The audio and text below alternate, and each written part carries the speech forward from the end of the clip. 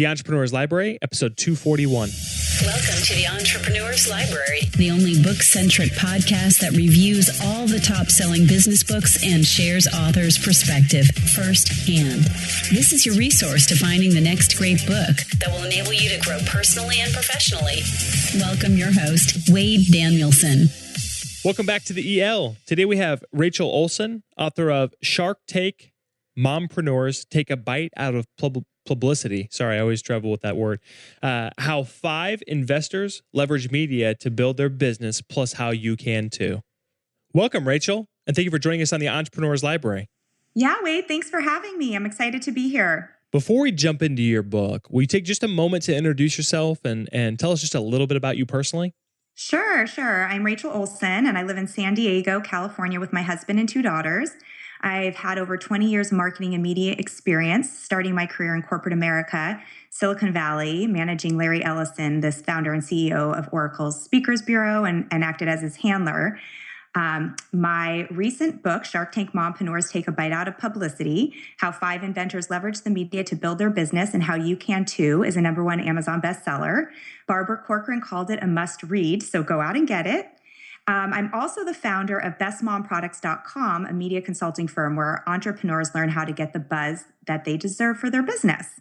Excellent. So, Rachel, first off, thank you for sharing that. Now let's jump into that book. Like you said, Shark Tank, MOMpreneurs, Take a Bite Out of Publicity, which was originally made available for purchase back almost a year ago to the day, June 7th of 2014. And we're going to move quickly here today, but the whole goal is to allow the listener, the future reader, to get a great idea of what your book's all about. So we'll ask a couple different questions to help out with that. And the first one is, what was the inspiration behind writing this book?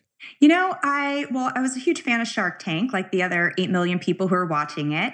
And at the time it launched, I was bringing a consumer product for parents to market, and I was pretty much obsessed with the show. And I would see these mompreneurs go on. It's a hybrid of mom entrepreneur. And they were both managing babies at home and had these ideas and started businesses. And at the time, I just felt like I was just in the throes of, baby toddlerhood with 2 young ones. And I was just so impressed with how they were doing it. So I started a podcast and was interviewing the mom entrepreneurs because I wanted to learn about how they were doing it, the tips they had. And I noticed that in the conversations I was having that most of the women thought that getting a one-time media placement would change their business overnight. So they'd say, if I could only get my product on Good Morning America or Ellen or be one of Oprah's favorite things, my business would just take off.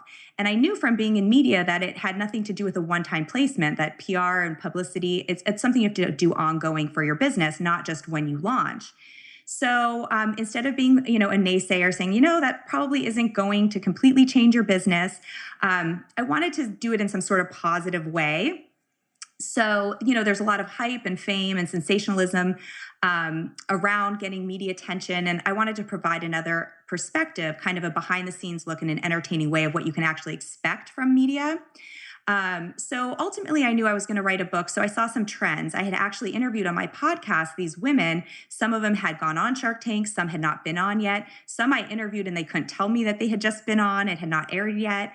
So I was looking at what's trending in the media. What do I want to know about? And what problem, what issue am I trying to shed some light on? And so I felt like Shark Tank MOMpreneurs was great. I knew I had to win. Shark Tank was trending. It wasn't as popular as it is today, but it was definitely trending. Mom entrepreneurs bringing a product to market. So it was kind of just this perfect storm. So that was kind of the inspiration behind writing my book. And Rachel, this is an extremely important question because there's so many books out there nowadays, but what makes your book different from others regarding the same or similar topic? Yeah, it's one of the few books that isn't written by a shark or their team, and it's the only one that's interviewed based with real stories talking about the effects of media, not funding for your business. So it's the only one endorsed by one of the sharks, Barbara Corcoran. It's also more a look about media, what it does for your business, going on TV, and what happens when 8 million people see your product. And it's also the highest rated and reviewed Shark Tank book on Amazon that a shark didn't write. So there are lots of books on pitching and publicity, but this is a little bit of a different take. It's interview based. So you really get a feel for the women, the 5 women that I interviewed who are all inventors, and what their story is and how they got started. So Rachel, how did you design the book to be read? Is this a book that people can jump in, jump out, pulling information as needed? Or is it really written to be read from front to back? They can dive in the Shark Tank. Okay, that was bad, but yeah. But it's a book. It's laid out by topic, and so it really just kind of starts out where you get to hear the 5 inventors' stories who all landed deals on Shark Tank. So you kind of get to know them first, and their stories are weaved throughout. What they consider success and their journey to the show.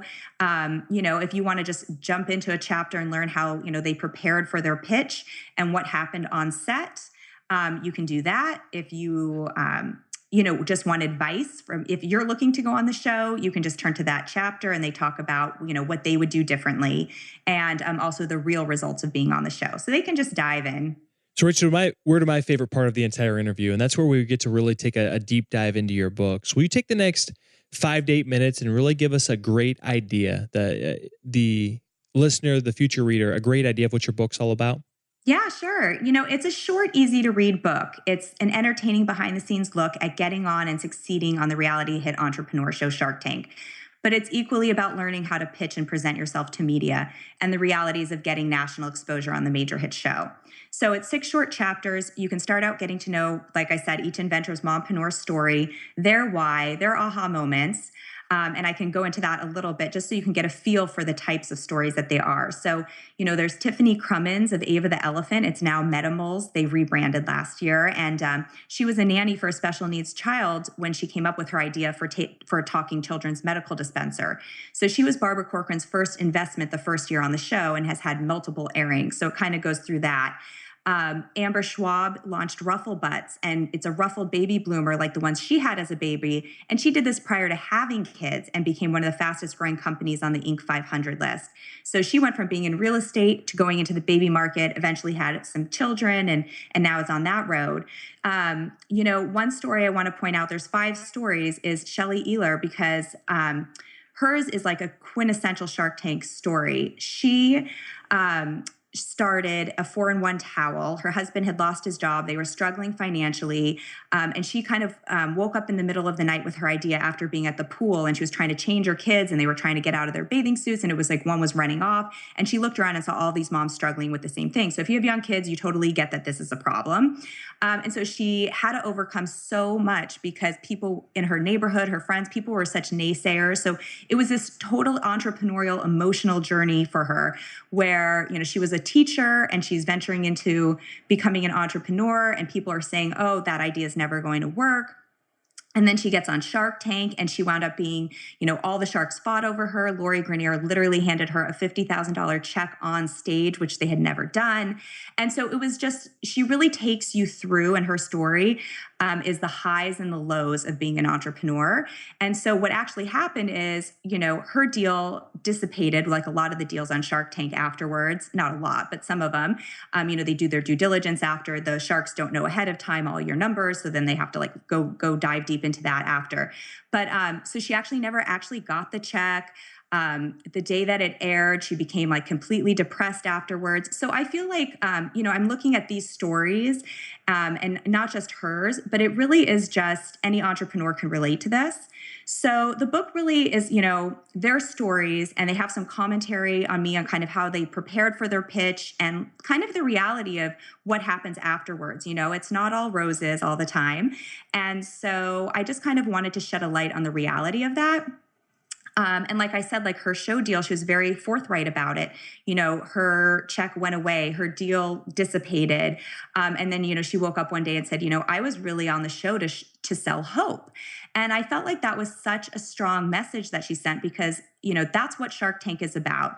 And that's what storytelling is about. And one reason Shark Tank has succeeded, not just in the media for so long, but for entrepreneurs and find it so interesting is because if you look at their lineup, it's a reality TV show, and there is somebody always selling hope. And it's usually the mom entrepreneur is usually the one who always lands a deal. So it's kind of looking at kind of trends, what goes into a story, how to sell your story and create that emotional tie.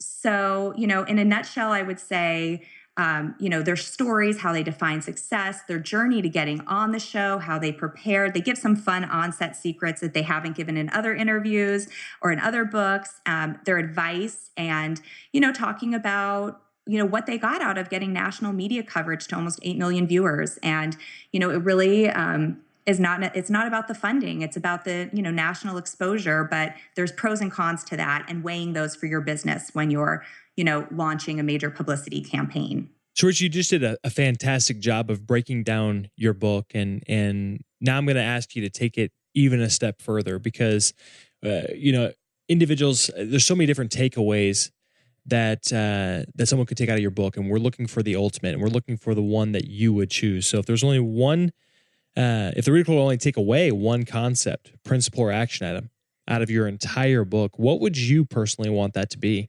I would want that to be that any type of media or media quote unquote fame doesn't equal overnight success, but it does provide validation that every business needs to gain credibility. And that media is something ongoing you need to do for your business to stay top of customers' minds and, reach new customers. And while I know that this information or principle is not, new for many, I think entrepreneurs in particular think that if they can just land one big media placement, that the trajectory of their business will change. And sometimes it does, but more often than not, it's something they continually have to do. So Richard, there's been a lot of quote-worthy things that you've said so far in today's interview, and that's what we want to lead to our next question as well. Is there a favorite quote, something that you wrote that's in your book that has already maybe resonated with the audience or that you feel like will resonate with the future reader? And we take a minute to explain what it'll mean to them. Sure. I included a quote by Maya Angelou, and it's, "We delight in the beauty of the butterfly, but rarely admit the changes it has gone through to achieve that beauty." And I think that resonates especially in business because we see someone really successful or has achieved something and we think, and we hear their story and we hear like a few highlights of their story and think, oh, well, those were all big wins and they just got there. But, we don't talk or take time to look at all the failures, all the second guessing, the changing direction, the hustling that it took over many, many years. So that's why I'm kind of drawn to stories. And I think that somebody reading this can relate to anybody starting a business, I think can relate to that quote. Rachel, this next question, we're going to pull away from your book here for just a second. And, everyone asks for book recommendations, it seems like on podcast interviews or interviews in general. And we're not asking for just any, we're asking for we always say, I guess Ohio State likes to be called the Ohio State, but so we're asking for the book. And so if there's only one book you could recommend to our listeners based on the way that it's changed your life, impacted you, maybe created a paradigm or a lifestyle shift, what book would you suggest? Okay, well, I bet you don't hear this one very often, but it's a novel and it's The Devil Wears Prada by Lauren Weisberger. And it's fiction, but supposedly based on a true story of a young girl getting her first job out of college in New York City for Anna Wintour, the editor of Vogue. And the girl in the book has this horrible boss, doesn't quite fit in. And it's a view from the life at the top of an organization in a coveted role that like people would kill for, but yet it was meaningless to her. And so it was just soulless. It wasn't the type of work she wanted to do. So for me personally, that book was a game changer. It came out the last year that I was in the corporate world, and I just knew that corporate world was not for me. And I was in a similar role. I was working, in a very visible role for a well-known, CEO in Silicon Valley, and everyone thought I had the perfect job. And I was young, I was in my late 20s, and it took a lot for me to overcome that external validation from others and everyone thinking it was such a great job to doing something that I truly wanted to do, which was to venture out on my own and become an entrepreneur, which is what I did. And so I think that for me, that book was a game changer because it's funny and it's entertaining, but it's really about like how you treat people and what you're willing to put up with and finding your voice and choosing to change. So for me, that was very timely in my life. It was a character I could relate to kind of in the same age range. And it was, it's definitely not, your typical business book, but for me, that changed my trajectory and everything I did moving forward. So Rachel, thank you for that recommendation. We'll put that and the quote and everything else that we've talked about today in the show notes at the elpodcast.com so people can go back and reflect on or look up those resources. And that goes for this next question as well. I want to, before we depart, give you an opportunity to, or maybe you could just recommend the best way for our listeners to get more information on you and also get more information on your book. Sure. Yeah. So they can go to bestmomproducts.com elpodcast.com/get inspired if they want to purchase the book on my site. It's also available on Amazon. They can connect with me on Facebook at Best Mom Products, at Twitter's same handle at Best Mom Products. Instagram is Rachel A. Olsen. And if they are interested in media consulting, I can be reached at Rachel, Rachel, at bestmomproducts.com. So connect with me wherever. Come say hi. I would love to hear from you. And if you read the book, I would definitely love to hear what you thought. Rachel, you did a fantastic job. Thank you so much for coming on and sharing your book with us today. Great. Thank you for having me, Wade. This was fun. Thanks again for listening in today. If you'd like more information on Rachel or her book, check out the show notes at the elpodcast.com. Looking for your next book idea? Head over to the elpodcast.com. Where Wade shares his amazing resource, the top 10 business books recommended by over 500 entrepreneurs with you for free. That's the elpodcast.com. Till the next time, keep it on the EL.